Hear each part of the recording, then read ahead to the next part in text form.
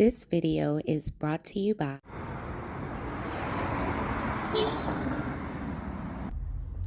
Cool Grain Clothing. We done gone worldwide and we coming straight out of Baltimore. Come on down, shop with us at 215 West Saratoga Street. And if you can't come and shop with us in person, go online right now at coolgrainclothing.com and make your purchase. Oh yeah, and by the way, if you ain't cool and getting the green, you're in the way, and that's just basic. What's going on, YouTube, fam? It's your boy Tony 2 times, and we back with another episode of the Baltimore Way, man. Before I start, be sure to tap that like button. Definitely watch this video to the end to hear the full story and all the details in the case. For the day one, fam, y'all already know it's all love. Thanks for tuning back into another episode. If you're new to the channel and you feeling the content, feel free to subscribe. Definitely hit that notification bell so you can be notified every time we drop a new video. Oh yeah, feel free to share the channel with your peoples. Everybody is welcome. Let's get right into the story. As men, when we get into relationships, most of the time it's because we really like the woman we are dealing with, and we can see a future with that person. A traditional couple might meet at work, a lounge, get to know each other, go on dates, and take it from there. But that's not everybody's love story. In certain environments, you also have what some people like to call codependency relationships. They can go a lot of different ways, from a couple just being with each other to survive and pay bills because neither one can make it on their own, to two individuals that are bonding through an addiction. If you come from the trenches, you know that couple, unc and auntie. They get high, met each other on the block, both going to cop their product of choice, and they have been rocking together ever since. Of course, it's not the traditional way people choose to find a partner. Everybody around the way knows what they do, but the people don't judge. But the crazy thing is about that, even at the lowest point in a man's life, we are still looked at as the providers, even if him and his partner are living a fast life and have an addiction. He has to make sure they have the money to go cop every day, to get out the gate, a place to lay their head at night, and still has to show her the reason she chose him. Even at that level, it's competition from other men. And if your girl has a habit, the plug usually is the one most dudes feel insecure about, because they know at any given time, if he really wanted their girl, then she'll be gone. And sometimes it plays out just like that.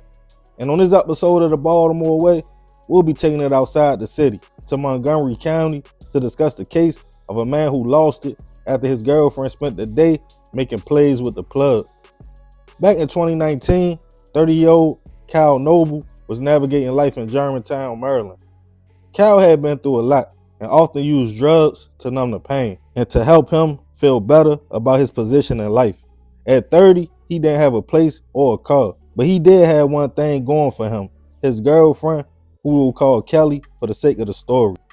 Kelly and Kyle had been together in what people described as a dysfunctional relationship, on and off for years. Kelly had a little bit more going for herself. She often stayed with her grandmother and had a nice car, a black Mercedes, to get around town in. But just like Kyle, she too had a habit. It was always a struggle for them to find a safe place to stay and do their thing at. But Kyle's luck would change when one of his homeboys, who we'll call Josh, called him and said he found the extended stay motel in the area for only $100 a week, and him and his wife were staying there.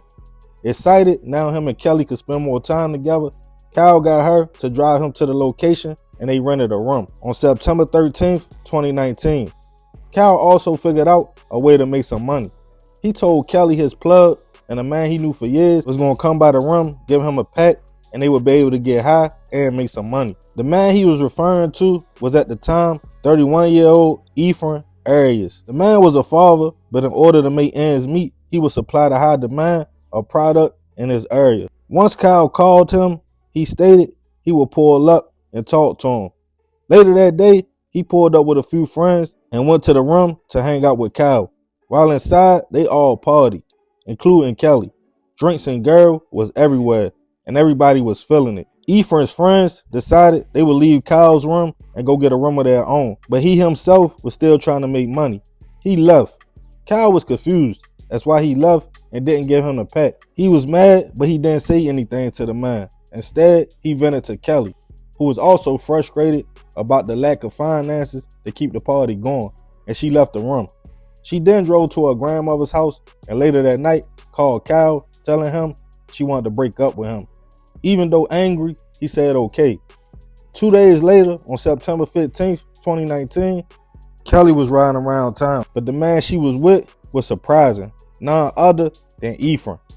They was riding around hitting cells, and she was taking him to make plays. He received a call from Josh, Kyle's friend, who told him about the room, claiming him and his wife wanted to spend some money.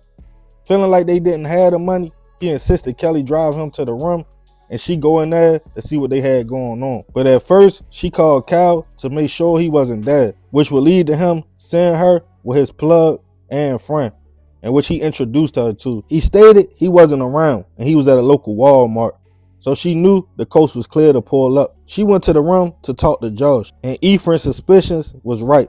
The couple didn't have no money and they wanted the front.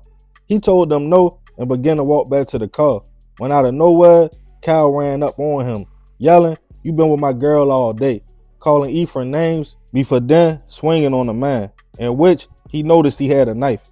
Ephraim took off running to a grassy area, screaming for help. He ran down the hill from the motel.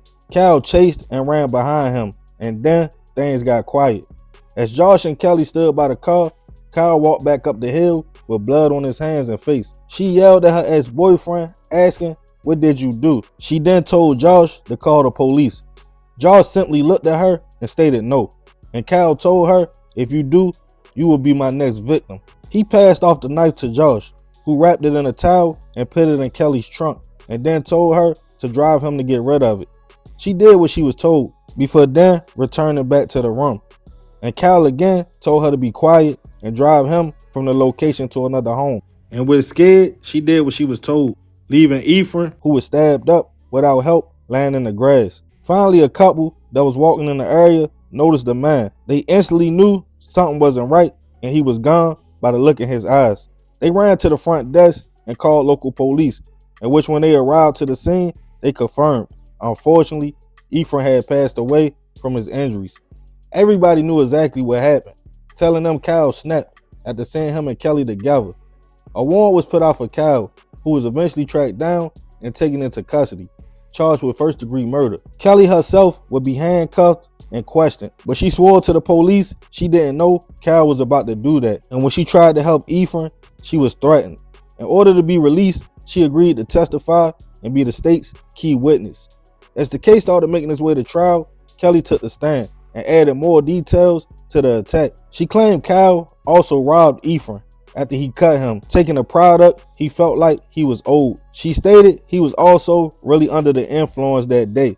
Multiple witnesses took the stand, including motel clerks and a couple that found Ephraim. In the end, Kyle was sentenced to 50 years with 10 suspended, in which it was painted as a jealous slang of a romantic rival who took his girlfriend. Rest in peace to Ephraim.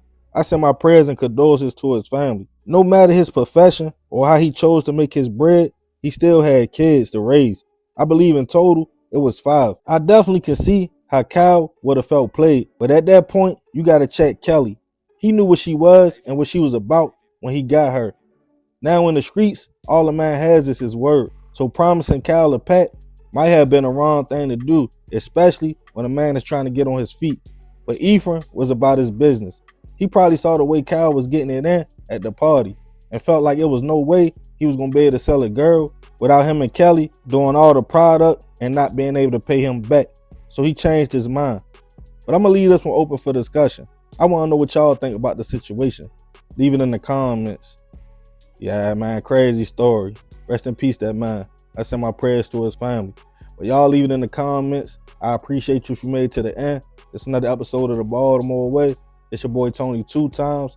Love, fam. I'm out.